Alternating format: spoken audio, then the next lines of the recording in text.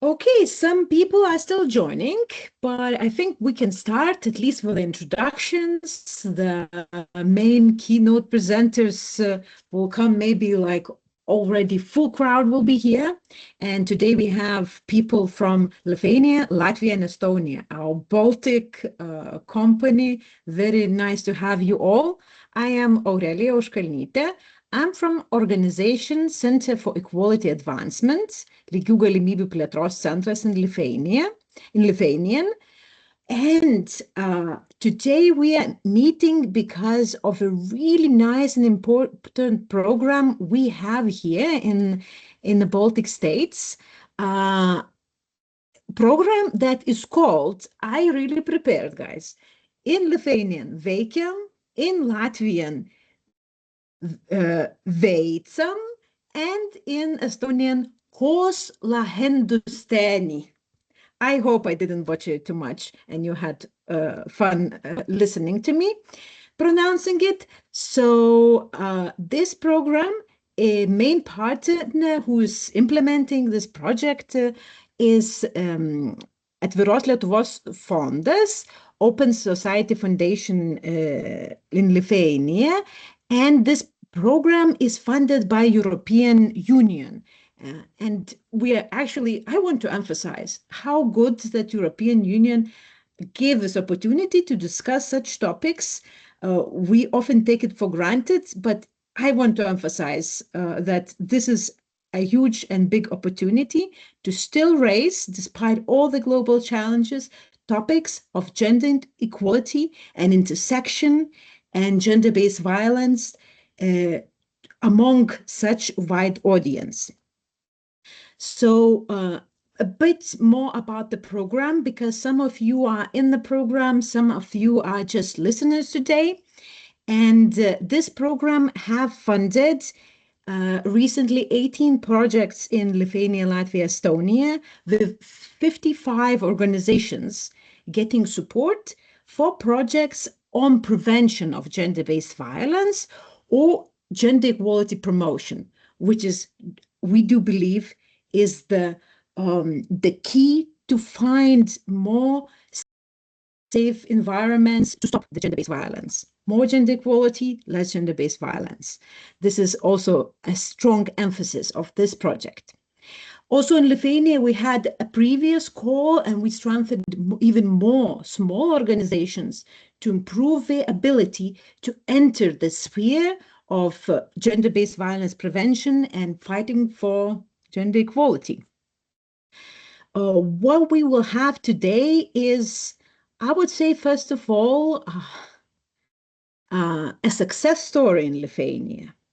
During the last, I don't know, maybe 5 years, and especially recent years, we have here a little bit of unusual success, because we Lithuanians are very usually pessimistic and we don't see good things. Today we see a very good thing. Intersections were started to be noticed, and particularly intersection of gender and disability. In this program, we have, 5, 6 organizations representing deaf community, joining in, speaking about gender equality, speaking about gender-based violence. How fantastic is that? It's complete success. Also, we have projects about intersection of mental health and disability and gender-based violence, also a focus on the intellectual disability. We have other projects where people with physical disabilities, also all these communities reached. For me, I'm super excited, and I feel like this is a very important moment in Lithuania where the cause of gender equality is shared with a wider array of women, wider array of communities that previously maybe didn't feel to be a part of feminist movement or a part of gender equality movement. And I'm thrilled to have these new people joining, and also for us, women organizations, to learn from them, because there is so much to learn. So this is my intro. I hope I excited you as well about what will be taking place today, because we have three practitioners, three amazing women who will present you like big experts in this sphere, present you the experience of working with this intersection of gender and disability, working with the communities, the challenges, the insights, and maybe you can bring something home with you to add to your own spheres of work. That's it. No more talking of me. I will give the floor now to Vaida. Vaida is the president of the Lithuanian Association of the Deaf and lecturer at Vilnius Magnus University. And she will tell about the deaf community's response to gender equality. I am excited myself to hear what she will say. So, Vaida, floor is yours. We will, oh my God, I didn't tell you a very important thing. Pause a minute. Your task of everyone listening is to raise questions. So please, even when Vaida is speaking, if you have a question in your mind, you can even put it in the chat and we will voice it later, or you can prepare to later say it with your own voice, whatever is more comfortable. You can even ask the question in English or Lithuanian. I will understand both languages to tell it to the whole audience. So if you have something, just don't hesitate, and the questions are the best part, right? So that's it. Vaida, the floor is yours. Thank you very much, Aurelija, for such a great energy starting this meeting. You already told us that it is very important that deaf community got involved in this WAKEM project, and because the question of gender inequality and violence, abuse in our community was a taboo for a very long time. And now I am very pleased that deaf community has woken up and started to talk about these issues.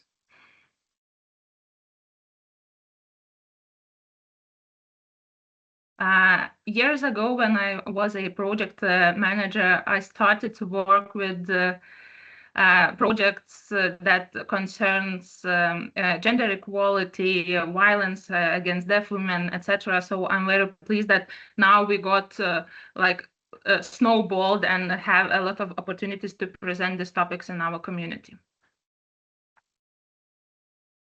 So this is, okay, next slide, please. So when we started to talk about these issues, so it started like 6 years ago in 2020.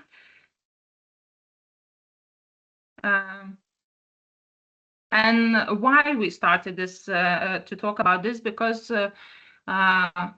we found out that deaf people do not know about violence, they cannot recognize it, and there are a lot of situations that involve violence, and persons with hearing disabilities have a lot of limitations. So starting in 2020, and now 6 years passed by, and this topic have already increased, and we achieved a lot of things working together. And our deaf community gained a lot of knowledge and a lot of we strengthened our community to speak louder, to talk about issues. For example, what we achieved in 2020, we launched an 112 emergency app that is usable only for deaf people. Prior this year, we had no accessible tool for deaf people to, in emergency situations, to get help. Sorry. Okay, something. So persons with hearing disabilities cannot call 112 app, and in 2020 we started to use this app. And via this app, we can see how many deaf women calls and asks for help if they experience domestic violence.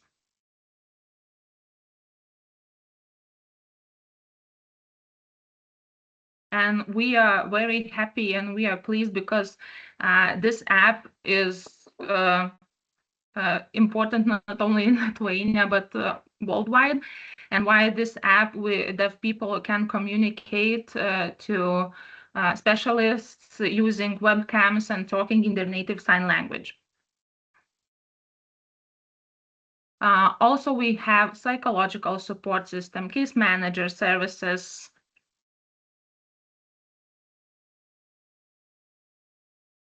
Lithuanian Deaf Association time to time organizes community education seminars. We talk with professionals about discrimination, about deaf people, about deaf community, etc., in order to prevent abuse in deaf community. Next slide, please. Why this work is so important?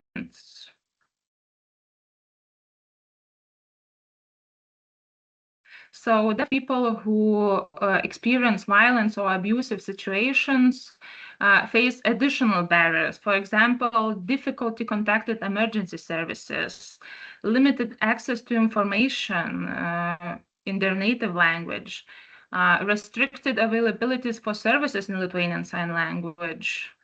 Also, deaf people experience greater social isolation. And there is a lack of emotional support for deaf and hard of hearing persons. So Lithuanian Deaf Association works to ensure support to every deaf person in Lithuania in their native sign language. So next slide.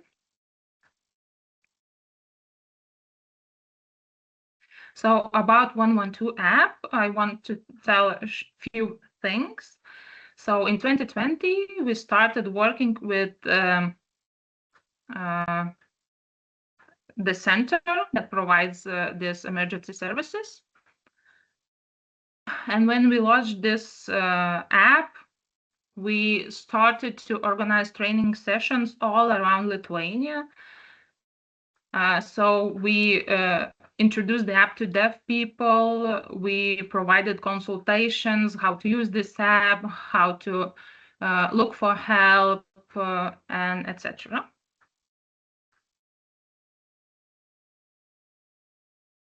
What can I tell you about psychological support? It is very necessary support because this service is provided only in Lithuanian Sign Language, not in spoken language, so Lithuanian Sign Language. And the deaf people from all around Lithuania can access these services. You can imagine, for example, in Lithuania, it's around 10,000 deaf people.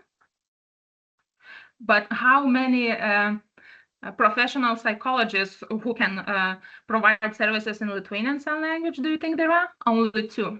Only two, that's all. And it's a very big issue.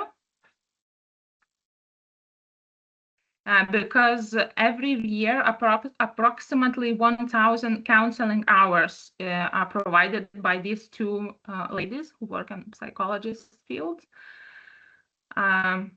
So they provide group sessions and emotional support activities, and around 200 service users every year uses this their help.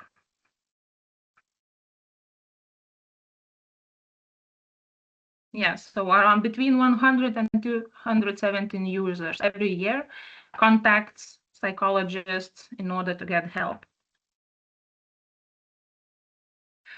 Case management is also very important task because all case managers use a sign language when providing the services for deaf people.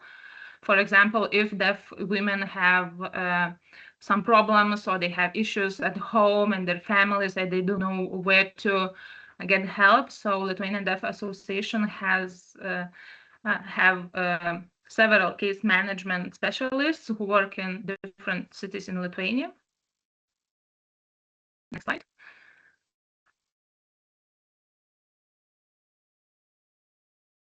Since 2021, Lithuanian Deaf Association started constantly implementing systematical prevention activities. Prevention against discrimination. So we provide training on domestic violence. We provide training on women's rights.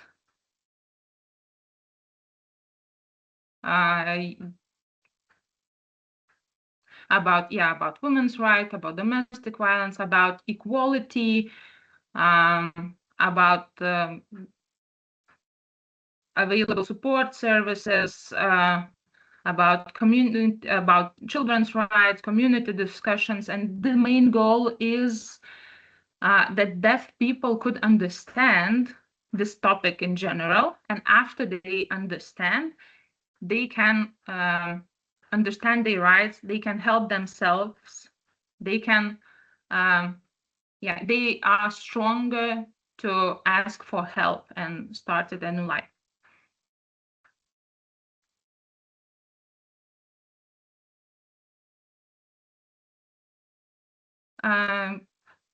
During the last several years, the Lithuanian Deaf Association created a lot of videos in sign language on violence prevention, on topics about abuse against women, about women in general, about support system, about discrimination, etc., etc. Also, we created a lot of videos for deaf people on topics such as where you can get help, about information about 112 app, etc. And all these videos and all this information is provided in Lithuanian Sign Language. Because deaf community cannot survive and cannot live without sign language. And we live in an age where with a lot of information flow, but we only choose the information that is necessary and need to know to deaf people. So we are trying to be the bridge that helps deaf people to get the information they are needed. And Lithuanian Deaf Association do not work alone. We have a lot of partners. For example, we have partnership with Emergency Response Center, with Women's Information Center, with Lithuanian Women's Rights Advancement Association, with the Agency for the Rights of Persons with Disabilities, with Ministry of Social Security and Labor, a lot of municipalities and other NGOs and other organizations that work in the field of domestic abuse and etc. We also actively work in national level. We propose to public authorities a lot of suggestions for the deaf people. We are trying to improve and support mechanisms and support systems. And also we are advocates for the rights of persons with hearing disabilities.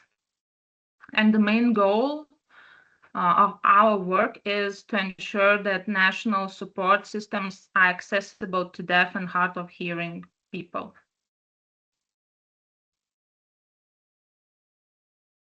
So in 2026, so this year, we started a very important topic. Because Lithuanian Association of the Deaf got involved in this program of VACAM, and we started to talk about gender inequality. We started to talk about discrimination and how to reduce it. We started a lot of activities of preventing stereotypes in the deaf community and promoting tolerance.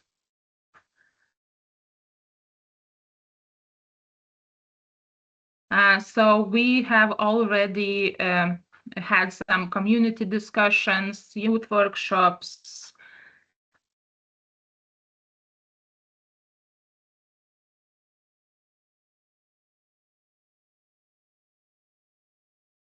And what we already have noticed that in the bigger cities in Lithuania, the topic about gender inequality or discriminations are quite known, but in the peripheral little small towns in Lithuania, this topic is taboo since now, and deaf people do not understand what the abuse means, or what the discrimination is, or what the stereotype is.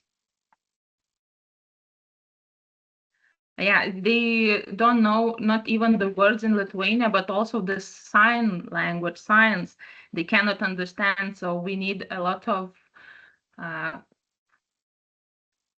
so there is a lack of specific signs when we are talking about inequality or gender abuse, etc. So we have a lot of work to do in order to promote this topic. So this weekend we had a youth workshop, a workshop for 2 days. Then participants also talked about stereotypes. So I am very pleased to tell you that deaf people are very active to get involved in this project. So now we are having a research. We are researching deaf community, their knowledge about stereotypes, about the gender inequality, etc. Okay, next slide. So in general, our goal is that every deaf person in Lithuania feels safe. They should feel safe in everyday lives. They should know their rights. They should be able to access support easily in Lithuanian Sign Language, and they must receive information in Lithuanian Sign Language. And our goal is that deaf people will never face violence, discrimination, or crisis alone. And the first step to do this, to provide accessible information in Lithuanian Sign Language, as I mentioned, and also provides timely support and strong community. So Lithuanian Deaf Association would want to say thank you to all and every one of you who help us in everyday life. So, and Open Society Fund and all the other organizations, we say thank you to you for your support and your encouragement. And we think that even though we started these topics like just now, just this year, but I hope that we will not stop after this year. And I think if you have any ideas, if you want to cooperate with us, work together, please contact me. I think we can find a lot of, we can do a lot of great things together. So thank you very much. Thank you, Vaida. Wait, something like this. Is there questions? Immediately, I do have several questions, but I would give priority if someone is raising their hand. Prepare. I will leave you space for a question. Now I will give mine. So what are exactly these specific signs that are missing in Lithuanian Sign Language that are needed to speak about gender equality? I'm very interested.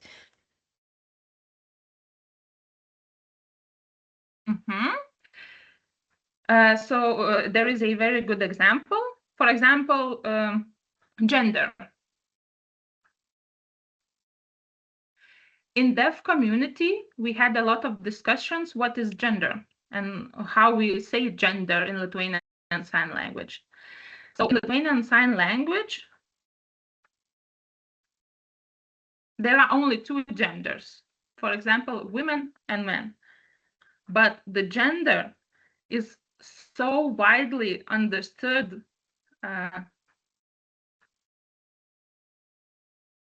but the gender encompasses a lot of specific things. It could be LGBTQ plus and other. And we have started to talk together that we need a lot of new sign language science in order to explain what gender means.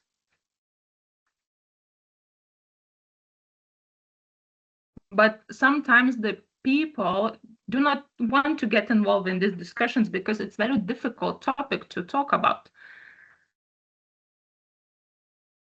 And now we are trying to use not only women, like this is women and this is man, like gender-based sign language science, but we are trying to talk with linguistic specialists what other science we need to use in order to explain what gender is.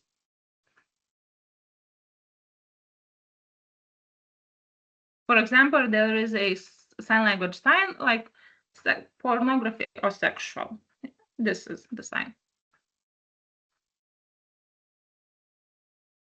But this is not like very exact sign language sign, because according to topic, according to sentences, this sign could not be used. So there is a lot of discussions. For example, for some people, even deaf and hard of hearing people, they are not comfortable to use this like provocative sign language signs. So they are very like shy and they don't use this at all. So I showed you two signs already, two words that we need to more signs, but and what I want to say that we are looking for the sign language signs that are not discriminatory. For example,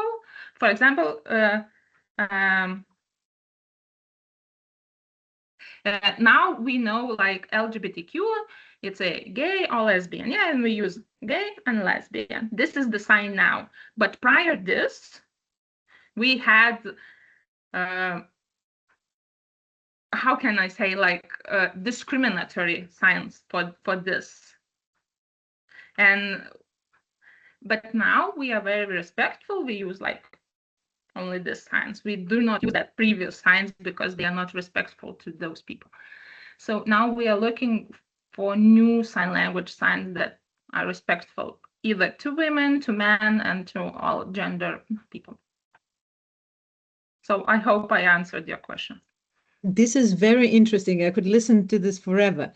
Are there other questions in the audience? Please do give a sign. Audience is timid. I will go for my second question. I saw your Facebook flow. There is a lot of videos with a lot of material related to gender equality, to different gender identities, sexual orientations. How is the community taking this? What are the reactions?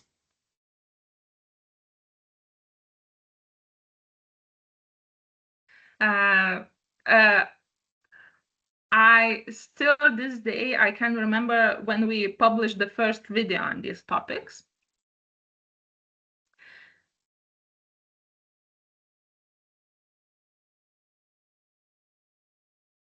So after we published our first video, even in deaf school, pupils started to talk about these things. They were surprised. Oh my God, LGBTQ, this topic, it's a new topic.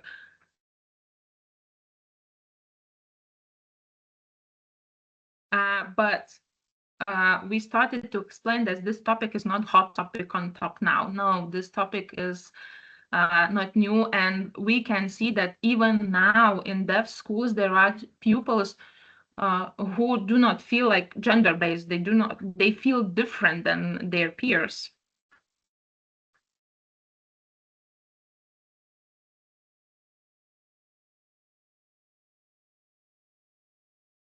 So we do have another group on Facebook where deaf community post their own videos. So it's a closed group. So they're started to share their experience on abusive relationships, on sexual-based sexual-based violence, etc. Prior that, they were very shy, they were conservative, and they didn't talk about this. So of course there are persons who say, no, why are you publishing this kind of videos? But we feel a lot of support from deaf community when we talk about these topics. I am very happy that Lithuanian deaf community are very strong and they are not afraid to talk about this. Thank you so much, Vaida, and thank you, Justina, for interpreting and translating from Lithuanian Sign Language to English. This is quite a big challenge. Only you could do it, I think, in the whole Lithuania.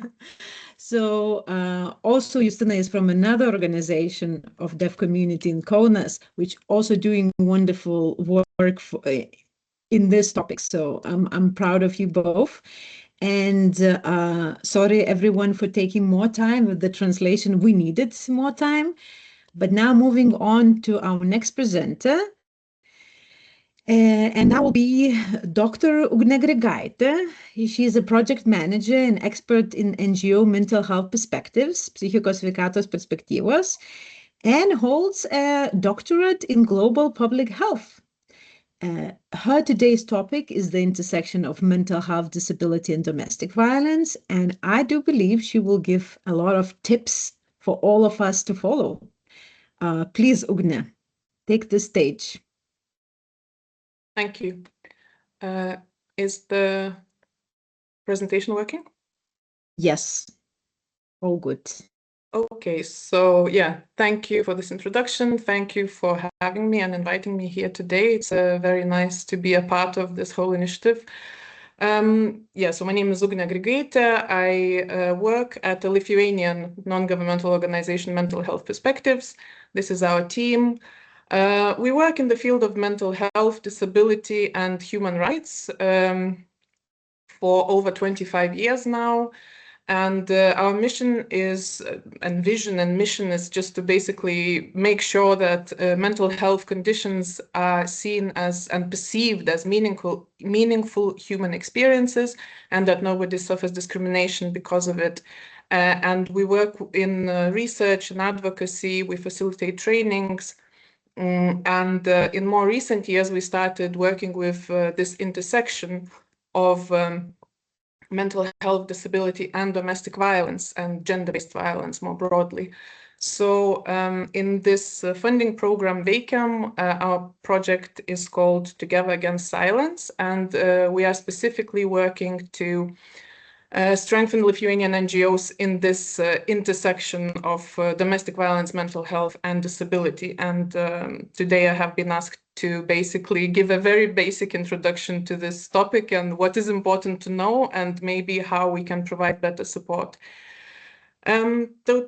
So to begin with, I would like to emphasize that when we talk about domestic violence in this sense, we very much emphasize that it is a major public health problem globally.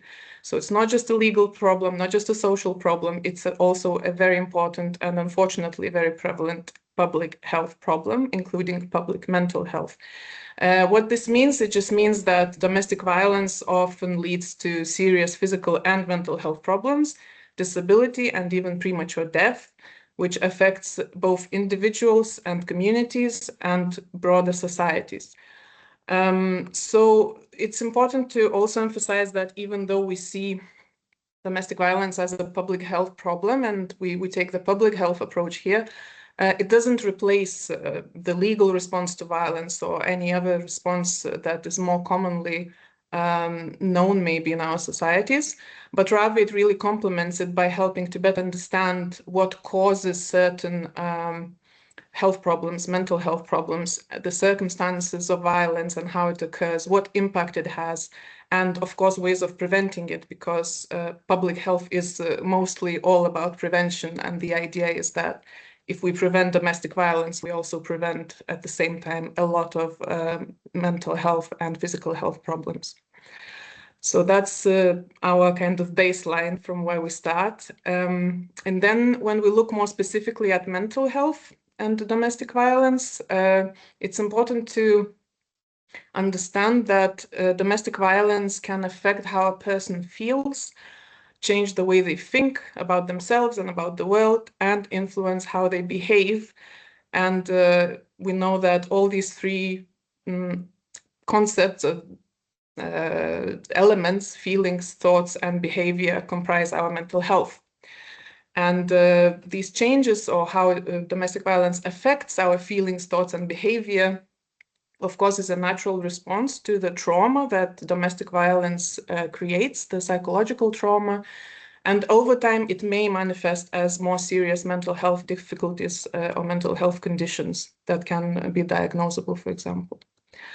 So from both sides, this is a very important concept to grasp. So for mental health field and mental health community, it's very important to understand violence and understand that violence can cause mental health difficulties.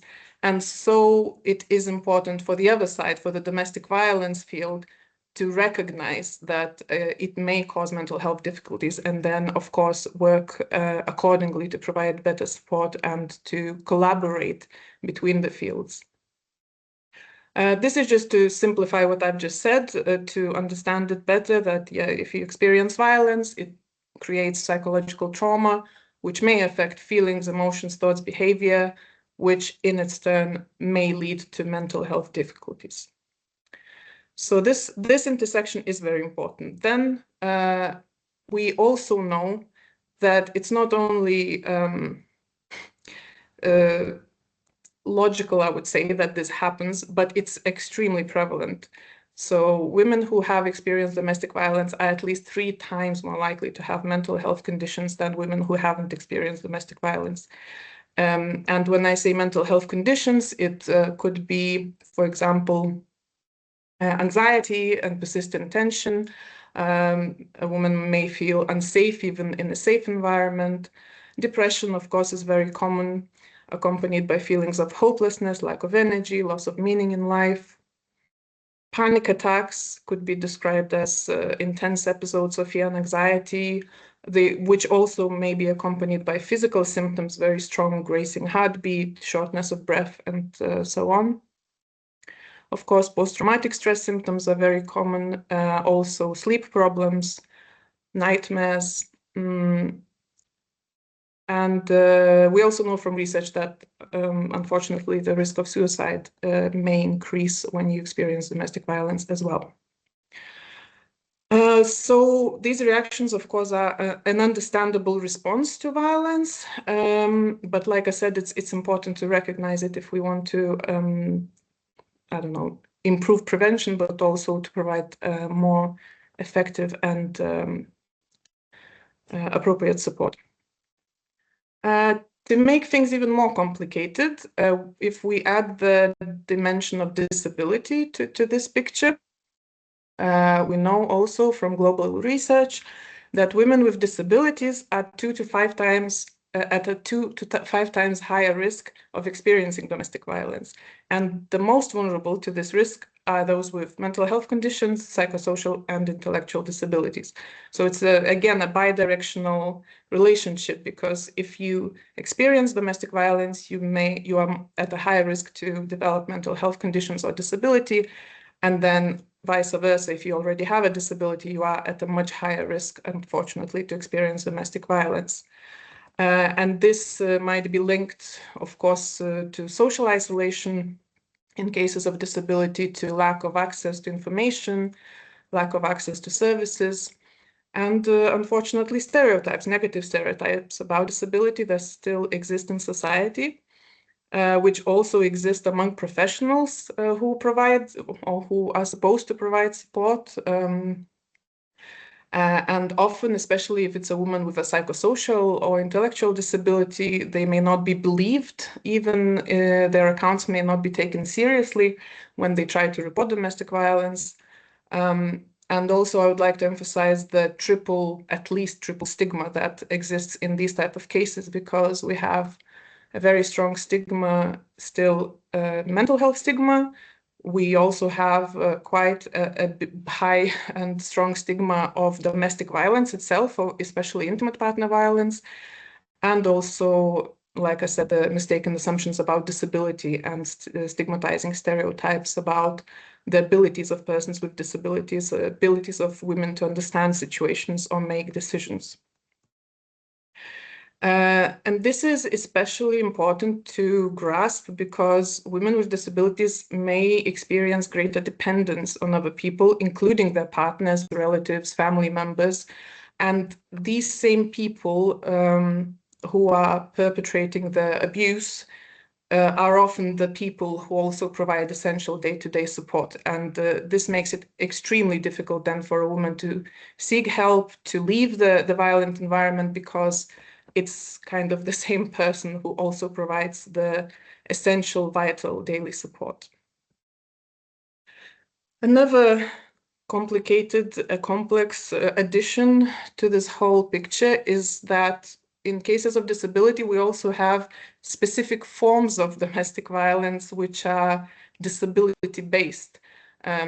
So, for example, like I said, the same person who is the abuser might be the person who provides the needed individual support, but then they may neglect and manipulate this support and not provide it or provide it in a different way, which is abusive. Also, they may deprive the person of necessary aids and equipment, for example, wheelchairs or other aids. In cases of mental health conditions, the abuser might be modifying dosages of medication. And of course, quite common is the threats of being placed in a social care institution or sent away to a psychiatric hospital as a threat or similar. So, of course, there are many other forms, unfortunately, but I just listed the most common ones here, just to understand the complexity of it all. So this is kind of all the problem and complexity of the intersection of mental health, disability, and domestic violence. But in our project, we are trying to see how to, of course, knowing all this, try and provide better support to survivors of domestic violence. How to recognize these intersections and maybe also to recognize it early enough to be able to prevent this violence from happening in the first place and prevent the trauma from happening in the first place. But we also work a lot with, of course, responses and how to provide support to survivors. And in this case, we rely on this model developed and quite established in Canada, also in the United Kingdom, which is called Trauma and Violence Informed Care. And we work mostly with emotional support and mental health support professionals and NGOs, but this is relevant to any kind of support when you're supporting someone who's possibly experienced domestic violence, has a disability, and mental health difficulties. And essentially what Trauma and Violence Informed Care does, it aims to ensure that people who have experienced trauma, of course, receive safe and dignified and respectful support when seeking help without any re-traumatization or additional harm. So this is quite common in domestic violence support, but also how it differs from maybe more commonly known trauma-informed care is that in addition to the personal trauma, individual trauma that person may have experienced, and then having it in mind when providing support, it also emphasizes the importance of recognizing the wider context of violence. And in this sense, it includes the gender inequality, discrimination, poverty, all other public health problems that may be contributing to it, and understanding the wider context, not just the individual trauma, but also what caused it and how it may have affected the person, and what support then is best to provide in that sense. It changes the question when we're providing the support from what is wrong with you. Often in mental health services, especially, this is kind of common. You deal with what's wrong with you and then you try to solve it. But basically it asks the question instead of what happened to you. And this shift in perspective really changes the more medical approach into a more empathetic model of help and support that really seeks to understand the root causes of the person's behavior and coping mechanisms. And also beyond just asking that question, it recognizes the pervasive impact of the systemic, historical, interpersonal violence, and ensures that all interactions and services and policies and supports prioritize safety, empowerment, and choice to avoid any re-traumatizing of the individual. Sensitive communication is very important here, reducing power imbalances, and of course, restoring and helping to restore a sense of safety and control in a woman's life. There are 4 key principles of trauma and violence-informed care. So the first one is, like I already mentioned, to understand trauma and violence, including structural and systemic violence, and their potential impact on people's lives, emotions, and behavior. And this is of both survivors of violence and the service providers. So it's really reflecting everyone's assumptions, stereotypes, and all other things related to the broader context of violence. To create an emotionally, culturally, and physically safe environment when providing support, again, for both the service users or survivors and service providers, whoever they may be, in whichever discipline, and foster opportunities for choice, collaboration, trust, and connection. It's a very kind of partnership type of situation, no hierarchy, and to provide strengths-based and capacity-building support. So the most important is, again, safety, as always, both physical and emotional. Person-centered emotional support that is provided in a very respectful way, giving choice to the person. The woman, of course, decides for herself what to do and when to do it. This requires everyone providing support to be really non-judgmental, not blaming, not criticizing, even if her decisions may seem illogical or unacceptable to you. This comes back to restoring control, which is especially important after experiencing domestic violence. Patience, of course, because recovery can and is often a long and very complex journey. And finally, cultural sensitivity, respect for human diversity and inclusion. So because I have a very short time to present a very complex topic, I have to stop here, but thank you very much for your attention. Thank you, Ugne. Are there any questions? Do I have hands raised, or I will have to do my questions, which I always have? Oh, Aiste have a question. Thank you. Please. Es kaut man prasi.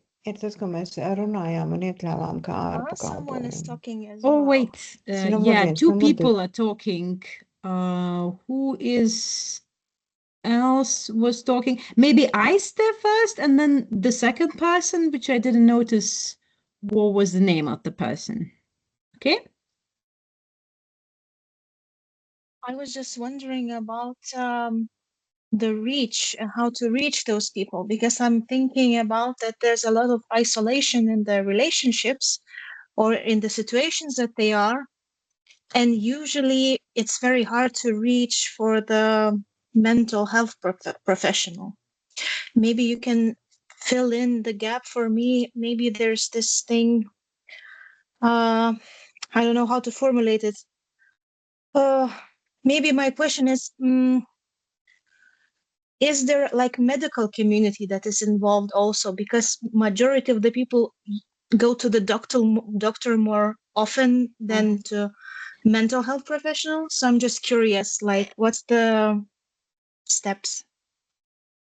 Thank you for the question. It's a very difficult question, and I don't really have an answer to it because that is a big problem and a big gap, and not only in Lithuania. It's global because a lot of well, we talk here about women, right, who experience domestic violence, including those with disabilities. A lot of them don't seek help at all, right? And in my own research, I found that when it comes to mental health support, even though they need it, because like I said, it's very prevalent, there's mental health stigma, there's other kind of preventing factors, and only about 10%, 1 in 10, go and ask for mental health support. But in our project, we're trying to kind of bridge this gap by kind of removing maybe the focus from the formal mental health services, at least at the start, because a lot of women do come to to non-governmental organizations, to other sorts of less formal maybe support channels, including helplines and things like that. And then it's, I think, very important that all this information intersection between mental health and domestic violence is recognized by those providing that type of very low threshold support, that they can either refer women then to the specialized support, or even provide the emotional support, which is already a big help in the first place.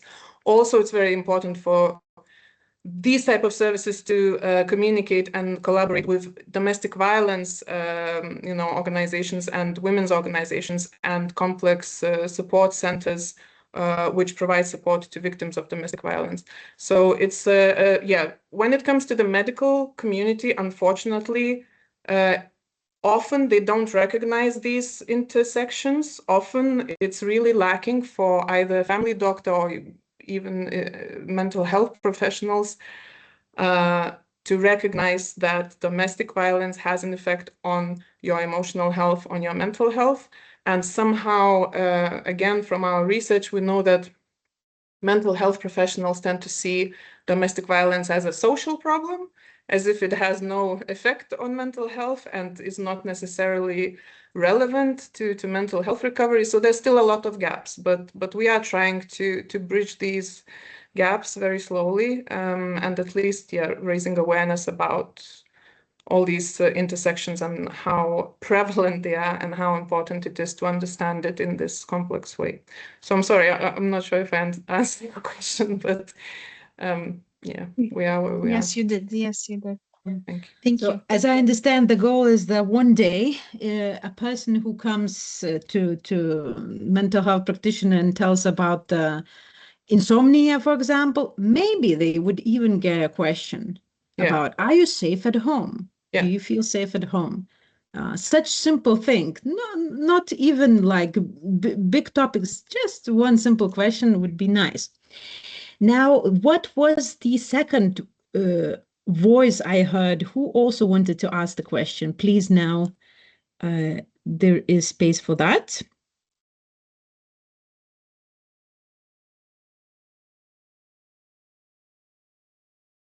Silence. Okay. So maybe the question was answered in this go as well. And Una, maybe you can leave everybody with one more tip. If they get to meet a woman who maybe have some mental health difficulties, maybe psychosocial disability, and there is a kind of something, maybe even the gut feeling, it could be also a person experiencing domestic violence. What to say? What to do? Have you got an answer written down already? Oh, no. There's no one simple answer, of course. That's the difficulty of this work, because it is very individual. And we often use this kind of comparison to the field of suicide and suicide prevention, right? That if a person mentions something potentially about suicide, you notice that you have to ask it directly. So in this case, we cannot necessarily ask it directly. Are you experiencing domestic violence in those words? Because it can just make everything, even worse. And the person might shut down even more or get scared or whatever. So it's a very delicate situation. But like it was said before, the most important thing is to not let it go, right? If you have a gut feeling, or if you hear something that raises some alert red lights or whatever, it's important to ask the question, but in a more sensitive way. And Aurelia has already kind of said the example that, it's possible to ask, how are you? How are you at home? Are you feeling safe? And kind of start from that. But I also wanted to mention before that in cases of where you're actually providing support in this type of situation, emotional support or mental health support, the worst thing to do is when someone mentions it and you just ignore it, to like pretend it didn't happen. That will definitely create more harm than help. And I would say it's important to just stay with the person, to hear it, say, I hear what you say. Would you like to talk about it more? Again, giving back the choice and control to the person, saying, if you want to share, I'm here, I can listen. But yeah, the question needs to be not very direct. So in some cases, depending on where you are and who you are, but in some services, people may say, it's quite common in our services that we meet people who feel unsafe at home. How are you in this sense? Are you okay? How are things at home? And then, of course, it's up to the person and the skills of everyone around how it goes next. So I don't know really if I answered it. And absolutely, I think this is very important points, especially about this avoiding the silence on this and the effect it brings. I think it's a very important message to take away. Thank you, Ugne, so much. Everybody, again, sorry for the delays that have been in the program, but we have a wonderful third presentation now coming up by Simona Ginskaitė, and she's a representative of Lithuanian Disability Forum, that was Negalios organizacijų forumas, and she will tell more about intellectual disability, and I think we'll expand already on these insights we laid out so far. So please, Simona. Yes, hello to everybody. As Aurelia told, I'm Simona from Lithuanian Disability Forum, which is an umbrella association of different disability organizations. And within our forum, there is a committee of women with disabilities, which is a great achievement we are very happy about, because not in every disability association, there is a committee who's working especially with issues and topics related with gender and disability. And it was actually a discussion when we wanted to create that committee, because not everybody in disability movement recognize that we need such distinction, because it is not a secret that in disability organizations and community, disability is such a huge discrimination background and basis that it's sometimes hard to recognize that there are intersections and other bases which make the discrimination worse. And of course, gender is the case. So in 2021, that committee was created, and actually Ugne and representative of Vaida's organizations are members of that committee. So we are in one group, which is very good news. And, we are doing researches, we are applying some topics as violence or reproductive rights of women with disabilities, or also motherhood topic. And then we discuss or go deeper into all of these topics, all the time we recognize that women with intellectual disabilities, that group is the most vulnerable group.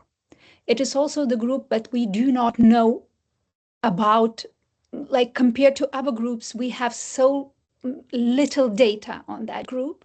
So I feel like I cannot be as deep as previous presenters were talking about their groups, because there is no research, at least in Lithuania, specific with that group that I could present here. But everybody recognizes that women with disabilities are in great danger, experience great risk, and also everybody recognizes that almost nothing is being done to address that. So our project, what we are implementing under VACAM program, is addressing a little part of the problem, and I will present what we are doing at the moment. Yeah, so as I said, as we know very little about the real situation, the scope of the problem related with women with intellectual disabilities, we're still being a association of disability organizations, which unites also organizations of representatives of people with intellectual disabilities. We do know, we are able to say at least something, yeah. So we can say, of course, that research on violence experienced by women with intellectual disabilities in Lithuania remains very limited. And it is because we cannot include women with disabilities easily into research with intellectual disabilities, because it's hard. You need another methodological approaches to do that. You need to adapt your questionnaires. You need to adapt, if it's interviews, you need to also do it in a different way. So generally, people with disabilities are unrepresented in all research. It's very hard to attract them, but especially women or any other person with intellectual disabilities, because you need just another way of doing that. So there is a very little research, so very little data on this situation. And also what we know, those evidences that, cases that we hear all the time, they are coming largely from disability organizations. And of course, those evidences and cases suggest that women with intellectual disabilities face a significantly higher risk of violence than other women. For example, we hear from disability organizations that there is a neglect of women with intellectual disabilities. They suspect that they are being sexually, abused, but they do not know how to help them because there is alternative is only institution, for example. Sometimes we also get such news as we see here about a teenager, a 13-year-old girl who is pregnant, and when we know that she's intellectually disabled and somebody in her family was abusing her. So sometimes we get news like that. But if, for example, a woman is not a teenager, already adult, we hear from doctors that they see a lot of pregnant, already in crisis or in a labor stage women with intellectual disabilities who are not, for example, even raising their kids, just letting their kids in hospital, and they suspect abuse, but they also do not know how to react and how to help them. So, from all these different areas, we get the information that the situation is bad, but what the scope of it and initiatives that it is addressed, there is no such initiatives. For example, we can be very happy about initiatives related with women with hearing disabilities. It's great also with mental, psychosocial disabilities. Some organizations are working very deeply, like Ugna's organization, while then we talk about intellectual disabilities, very abandoned group and abandoned topic. Unfortunately, we do not have a lot of what to be happy about in this topic. Yeah, and as I said, even if the violence or possible violence or risk is noticed, there is a feeling of hopelessness among those specialists who notice that. They do not know how to help because, as Ugne told, those women are dependent on the domestic environment. It's hard for, they do not have so many opportunities to live independently. They are quite isolated, and sometimes they do not communicate the situation as problem, and it's very, they do not come and say, I'm experiencing violence, because they do not recognize it very often, because they do not get, that related education that, for example, are available for other groups of disability.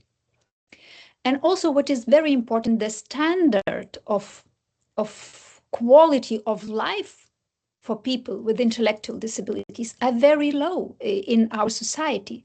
So a lot of people would think, if that person is isolated, controlled, and not very much involved in a community, maybe it's normal. Maybe it's because of disability, such a fate, unfortunately.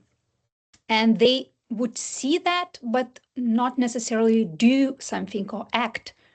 For example, if we would, imagine a kid in that situation, everybody would probably act, and there is a lot of help around, while then it is a person with intellectual disability. It's harder, to recognize that it's violence, and also to address the problem. And also, what Ugne also mentioned, that violence often takes less visible forms, which are harder to recognize as violence. So it's like isolation, controlling behavior, or just general neglect. Then person is, not well fed, not well dressed, dirty, the health is abandoned. And there are, of course, international research and, some data about intellectual disability and violence. And there is that, study of a lot of researchers review those studies were conducted between 2000 and 2022 in a lot of different countries, including United States, as we see, United Kingdom, Australia, and Sweden. And of course, the aim or the goal was to explore the risks of violence faced by people with intellectual disabilities, and how these risks can be identified, and which prevention strategies are most effective. And yeah, so first of all, of course, but we already know that all people with intellectual disabilities, but especially women, as we will know, face a much greater risk of violence than general population. Children with intellectual disabilities are approximately twice as likely to experience sexual abuse as their peers without disabilities. And women with cognitive disabilities are more likely than women without disabilities experience sexual violence and abuse within intimate relationship. And the greatest risk is for children and young people, for women, and individuals dependent on caregivers or care system, especially great risk in institutions. And the common forms, as everywhere, physical violence, sexual violence, psychological violence, and neglect, which is common for women with, especially with intellectual disabilities, but also for other disabilities. And what are the individual factors that increase the risk of violence? Is, of course, the limited knowledge about violence in risky situations. We do not have programs for women, like adapted for women with intellectual disabilities, about violence, what it is violence, how to recognize it, what are the main forms of violence, and how to react when you are in the situation. So even though they experience it, they do not understand that it is violence, or do not know what to do about that. And of course, even if they recognize that something is wrong, they, as we already discussed, it depend on their support givers' assistance, and they do not feel safe, to talk and to communicate that they are at the risk. And of course, they have communication barriers. Some people, you know, have difficulties expressing their thoughts, speaking, you know. And of course, there is another problem that so many people do not believe what they are talking. That's also the problem. So it's very hard for them in all, you know, these stages. What are the violence prevention measures?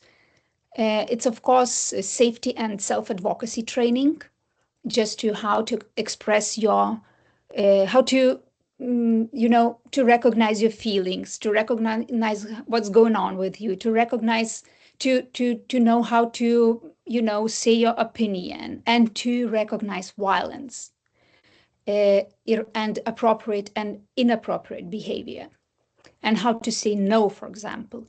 And in other countries, especially in UK, but in United States and in all these, you know, all the democracies, there is that method. In Lithuania, it exists too, but not in this. We do not have a lot of programs in violence sector. It is easy to read language, easy read language, and all the materials for people with intellectual disabilities have to be adapted, accessible, you know, for them to understand. So it is very simple language. It's not plain language. It's simply a form of it, you know, very simple short sentences, very recognizable words, and illustrations. So those, you know, programs have to be adapted in a language that they can understand. And not only about violence, but about also sexual education, you know, sex and masturbation, as we see, how to raise kid, you know, what is the pregnancy and things like that. And there are a lot of material of that in other countries, but we do not have any in Lithuania, or very, very small parts of it, which is, there is no, like, you know, the program that we can apply. And it is not, you know, also the specialists who are working within the violence sector, they recognize that women with intellectual disabilities are the most vulnerable group, and they also recognize that they do not have instruments to address it, because even they have that, you know, knowledge, and they do trainings, but they cannot train women with intellectual disabilities. They do not know how, and they do not have that, you know, adapted information for them. They also understand that they cannot keep, you know, their attention for so long. So these trainings has to be very different. So and I will present what we are doing. We are training. The way is to train they closest surroundings, you know, social workers, their family members, about violence, about how to identify signs of violence, respond to them appropriately, and, you know, about the support opportunities.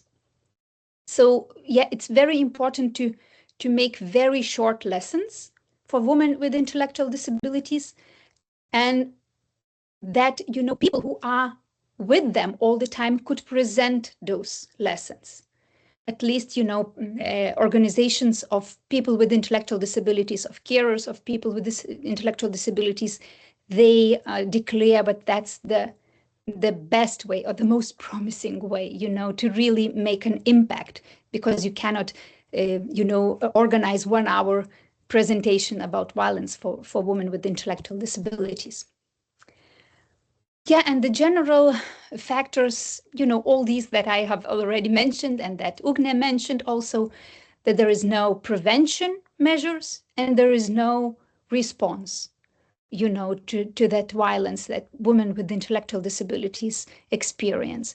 And that the primary goal is actually to think broader than just in a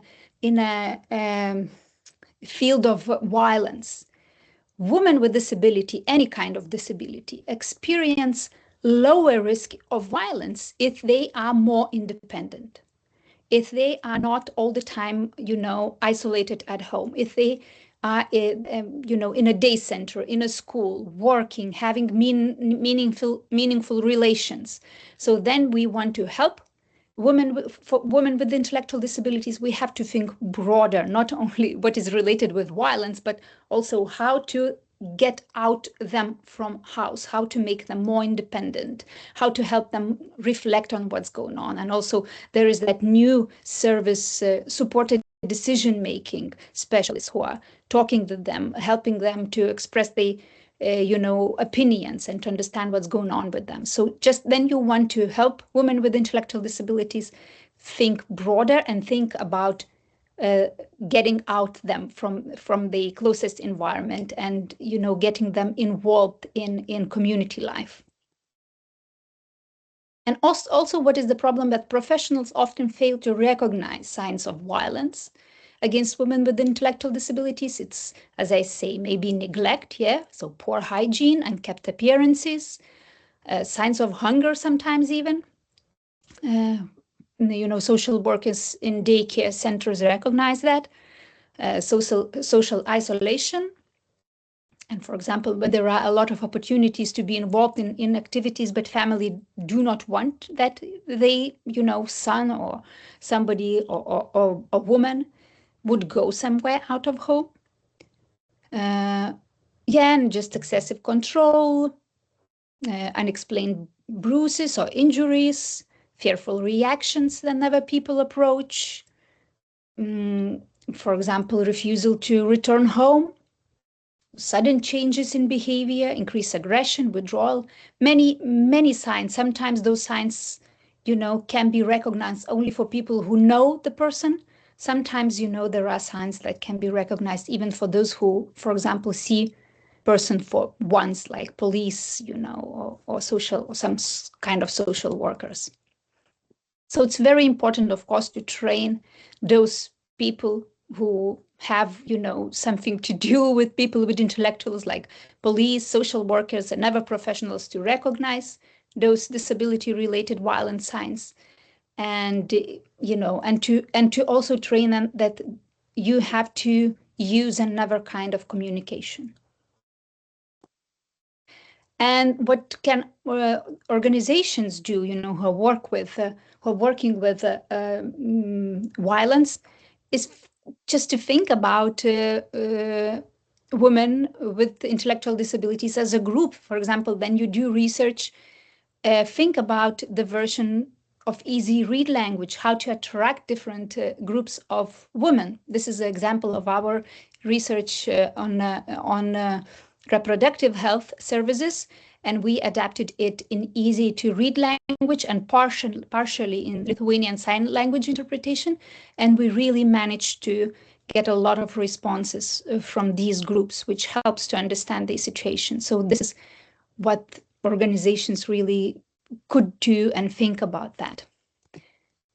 And what is now the last slide about our project, what we are doing under the VACAM program is we are creating a model, accessible violence recognition and acting when you are in a violent situation model for women with intellectual disabilities.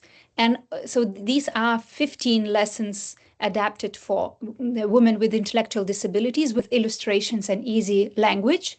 And then the guide for the family members and social workers around them, how to introduce those lessons for women with intellectual disabilities, how to talk about it and how to act in such situation than you are. And now we are in a stage of pilot testing of that program. And then we will have, trainings for family members and social workers in all the districts of Lithuania. And those people, family members and social workers then will introduce the program to women with intellectual disabilities themselves. And of course, these programs will be accessible online.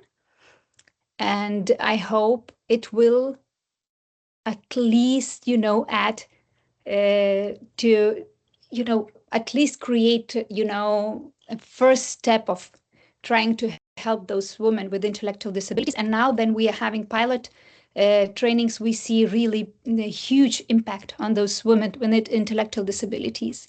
And it's very nice to witness that. So I hope this will be the first step, in doing something, at least for women with intellectual disabilities too. Thank you very much. Thank you, Simona. And now there is opportunity to give questions. Do I have hands raised in my vision? You think about the question, but I will give mine then, if Simona don't mind. I have maybe a very naive dream of maybe in a year or several years, maybe in 10 years, that when we organize Women's March on International Women's Day, it is women with disabilities, including women with intellectual disabilities, see it as a thing to go and bring on their topics and are involved in organizing. This would be my dream, even. That we would feel like this is really our mutual also fights. How many years you would give for this goal? Oh, I think, but it had to be yesterday already. Having in mind that we are cooperating actually for already several years, so it's a shame what women with disabilities didn't join you yet. But I think that it's a greatly achievable goal in a very short perspective.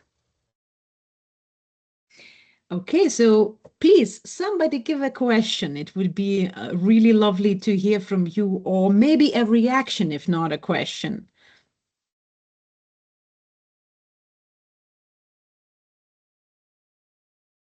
Nowadays, online don't let people so easily maybe to speak. There is barriers for that as well. No, we have. Jurga. Yeah. Hi. So I have, although my name is Lithuanian, I actually live in Latvia for quite many years. And this question maybe is not explicitly related to the work that you presented, but I was wondering how is it in Lithuania, so I will share how it's a little bit in Latvia. So for women who are in care homes, especially if they have intellectual disabilities, they're usually actually denied any type of relationship building with men. No, they are kept like on this child level, sort of. And we're in Latvia recently, not so recently, we had this move towards a home-like environment for these people. So in these apartments, we tried to give them more freedom and build relationships with men. But what is the experience in Lithuania in this respect? Maybe you can share a little bit. I'm just wondering.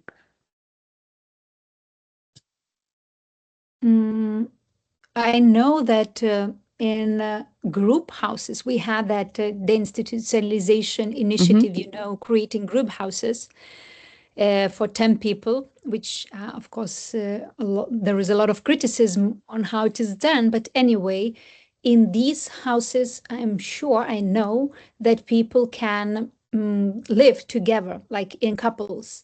Not like it was in huge institutions, but maybe I'm wrong because I'm not a huge expert of institution, which is Ugne Grigaitė maybe can add something. I know that this is possible, for in group houses, but not so sure about care houses. In Lithuania, we still have a lot of, unfortunately, large social care institutions, which are, some of them are in the process of restructuring and, reducing to the small group homes or independent living homes. So these practices really vary across Lithuania. I have visited quite a lot of them, both the large institutions and smaller new alternatives. As Simona said, they are getting still quite a lot of criticism because it's, it's a bit of a trans-institutionalization if you create a smaller house, but you bring all the institutional culture into it. But there are some that I witnessed which are very nicely promising in a sense that they do allow people to live together, couples. They encourage people to, for example, people who are living in a group home at the moment and are a couple, but they are supported to move out to even a more independent living in a, personal social housing eventually. And we've seen some of those. In independent living homes as well, this is allowed a lot of the time, because there people even have, even though like it's a house of, let's say, I don't know, 20 flats, but each person or each couple may have their own flat. So that's also supported. But it's early days, and it really depends on the service provider. It really depends on the, like I said, the institutional culture, how much they're willing to change, to try out these new ways of working, let go of the paternalistic, practices. And a lot of the time, we also found it depends on the director of the service. If the director of the service has this mindset of, modern human rights-based approach, then they will encourage the staff, they will provide training, they will create models where this is encouraged and works. And if the management, if the directors are not like that, then it's more difficult. So yeah, but there is has been some small movement in the right direction, which is hopeful. Okay, so it's similar situation as in Latvia currently also. Okay, thank you. Thank you. 2 minutes till the end, and now I saw more hands. Classical situation. Greta, 1 minute question is Oh yeah, available. I just want to add on what already has been told about same-sex couples in the institute, about males and women as a couples in the institutions. I wanted to add another layer of intersection LGBTQIA community. So it's very interesting how they're managing. Are they seeing and are aware that can be same sex or same gender couples with people with intellectual, psychosocial, intellectual, in this case, disabilities, because it's also a topic and the reality now. So Jurga, also Latvian situation would be very interesting as well in comparison to Simona and Ugna's knowledge in Lithuania. Yeah, my answer will be very short. Of course, it's a very important issue, not an issue, very important, topic. But as we have, our violence topic, and nothing has been done before, or almost nothing, and we had only 15 lessons, we still needed more, to explain violence. And we are going in deep, into the stereotypes related with, what is the role of women, and also stereotypes about disability. But not at this stage we are discussing LGBT question. Of course, we have it in mind, and we will, of course, do that in our, next steps, because we need a lot of them. Again, from experience of what I've seen in various services, there was once or twice a same-sex relationship allowed, in these services. But again, it all depends on the management and on the staff. If they're open enough, if they're aware enough, then it is possible. But of course, it's still very stigmatized. It's still, we know what our society is like. So yeah, it's not yet a common practice. And somewhere it's even, prohibited or not allowed actively. But like I said, I've seen a couple of cases where it was very much supported. So that was a nice example. And Jurga will add. I don't have much to add. The situation is similar, most probably as in Lithuania, as from what I know. That the institutionalization environments are very much dependent on the people who actually create these environments. But your question actually is a very good one, and it just opened me a new, completely unexplored pocket, let's put it that way, which most probably is still in a shadow, because also the institutional, that word is in a very early stage in Latvia, and yeah, it's going ups and downs. There are quite many other types of stereotypes and well, what needs to be broken most probably in this process. Yes, but yeah, very good question. Thank you. Thank you. And the absolute last question is on the chat. And I think the answer will be short and it will be a no, but maybe there is some new update. Simona, maybe you will know. Do we have statistics inside the general statistics about the gender-based violence? What percentage of women with disabilities are among women who experience violence? Because I know they didn't do the statistics. Did they start, I hope? No, I don't know if they did, maybe Ugne, but we all the time use that, 2 to 5 times higher risk than. But this is mostly based on international studies. Lithuanian statistics don't disaggregate by disability.